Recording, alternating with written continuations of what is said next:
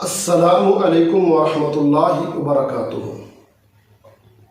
کل ہم بات کر رہے تھے سورۃ الفاتحہ کے اسماء مبارکہ اور اس کے فضائل کے حوالے سے۔ جب ہم نے اسماء مبارکہ کا تذکرہ کیا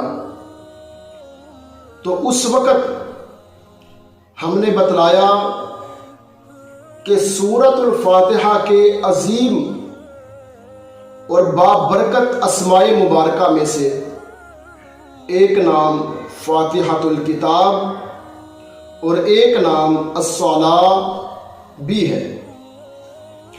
فاتحۃ الکتاب کا معنی کیا ہے؟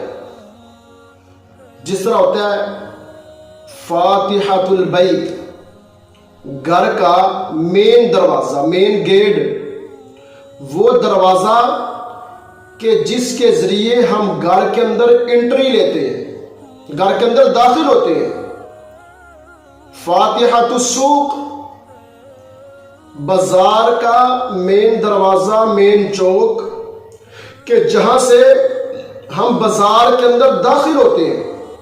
فاتحۃ الکتاب، قرآن کریم کا آغاز جہاں سے ہو رہا ہے، قرآن کریم جہاں سے تلاوت کیا جا رہا ہے، اور یہ اسم گرامی، یہ پیارا نام، یہ عظیم نام کسی امام، کسی فقیہ، کسی محدث نے نوٹ نہیں کیا، بلکہ میرے اور آپ کے پیر و مرشد جناب محمد رسول اللہ صلی اللہ علیہ وسلم نے خود یہ نام مبارک رکھا ہے۔ حدیث مبارکہ ہے، میرے اور آپ کے پیر و مرشد جناب محمد رسول اللہ صلی اللہ علیہ وسلم فرماتے ہیں لا صلاۃ لمن لم یقرأ بفاتحۃ الکتاب۔ یہ صحیح بخاری اور صحیح مسلم کی حدیث مبارکہ ہے۔ لا صلاۃ لمن لم یقرأ بفاتحۃ الکتاب، جس شخص نے اپنی نماز کے اندر فاتحۃ الکتاب نہیں پڑھی، لا صلاۃ، اس کی نماز ہی نہیں ہے۔ ایک تو اس حدیث مبارکہ میں سورۃ الفاتحہ کو فاتحۃ الکتاب کہا گیا ہے، دوسرا اس کی فضیلت کو بیان کیا گیا کہ اگر تم چاہتے ہو تمہاری نماز کامل ہو، مکمل ہو، تو اس کے لیے لازمی ہے کہ تم نماز کے اندر فاتحۃ الکتاب یعنی سورۃ الفاتحہ کی تلاوت کرو۔ اب یہاں پر ایک سوال پیدا ہوتا ہے کہ یہ حکم فرضی نمازوں کے لیے ہے، یہ حکم نفلی نمازوں کے لیے ہے، یہ حکم امام کے لیے ہے، یا یہ حکم مقتدی کے لیے ہے؟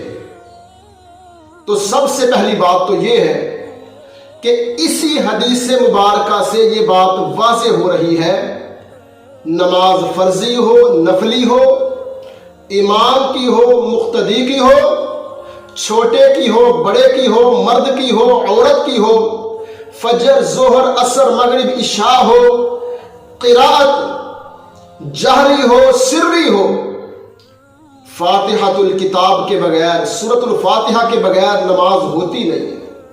وجہ نبی صلی اللہ علیہ وسلم کے اس فرمان کے اوپر غور و فکر کیا جائے۔ آقا علیہ الصلوۃ والسلام نے فرمایا لا صلاۃ، یہ لائے نفی جنس ہے۔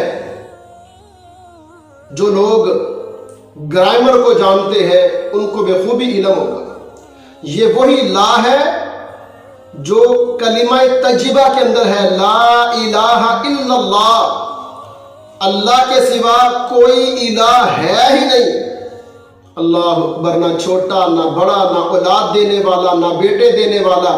یہ نہیں ہے کہ اصل الہ تو اللہ ہے لیکن اولاد فلاں دیتا ہے، خوشیاں فلاں دیتا ہے، بیٹے فلاں دیتا ہے، نہیں، یہ لائے نفی جنس دو داڑھی تلوار ہے جو جنس کی مکمل طور پر نفی کر دیتی ہے۔ لا الہ الا اللہ، اللہ کے سوا کوئی معبود برحق ہے ہی نہیں ہے۔ بالکل اسی طرح فرمایا لا صلاۃ لمن لم یقرأ بفاتحۃ الکتاب، جس نے سورۃ الفاتحہ نہیں پڑھی اس کی نماز ہے ہی نہیں۔ سورۃ الفاتحہ کی فضیلت کے حوالے سے یہ مسئلہ ذہن نشین کر لیں۔ ایک اور حدیث مبارکہ اس مسئلے کی مزید وضاحت فرماتی ہے۔ وہ کیا ہے؟ میرے اور آپ کے پیر و مرشد جناب محمد رسول اللہ صلی اللہ علیہ وسلم کے پیارے صحابی، عظیم صحابی، محدث صحابی، حدیثوں کو یاد کرنے والے صحابی، سیدنا امیرنا ابو ہریرہ رضی اللہ تعالی عنہ، اللہ کریم ان کے درجات کو بلند فرمائے، اور اللہ کریم ابو ہریرہ رضی اللہ تعالی عنہ سمیت تمام صحابہ کرام کی قبروں کو منور فرمائے، اور اللہ ان کے درجات کو بلند فرمائے کہ جنہوں نے امیری غریبی اور خوشی اور غمی کی پرواہ کیے بغیر دین اسلام کی خدمات کی، اور اللہ کے نبی علیہ الصلوۃ والسلام کا صحابی ہونے کا شرف حاصل کیا۔ یہ عظیم مقام انہوں نے حاصل کیا۔ سیدنا ابو ہریرہ رضی اللہ تعالی عنہ بیان فرماتے ہیں، کہتے ہیں کہ اللہ کے نبی علیہ الصلوۃ والسلام نے فرمایا، جس نے نماز کے اندر سورۃ الفاتحہ کی تلاوت نہیں کی فہی خداج فہی خداج فہی خداج، اس کی نماز نامکمل ہے، نامکمل ہے، نامکمل ہے۔ یہ فرمان ہے رسول اللہ صلی اللہ علیہ وسلم کا۔ شاگرد سوال کرتے ہیں کہ اگر ہم امام کے پیچھے ہوں تو پھر کیا کریں؟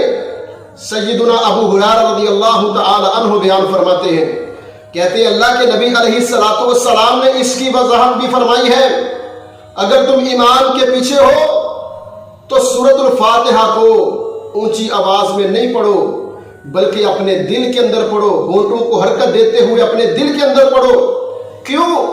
کیونکہ نبی صلی اللہ علیہ وسلم نے فرمایا ہے، اللہ تعالیٰ فرماتے ہیں قسمت الصلاۃ بینی و بین عبدی، میں نے صلاۃ کو، نماز کو اپنے اور اپنے بندے کے درمیان تقسیم کیا ہوا ہے۔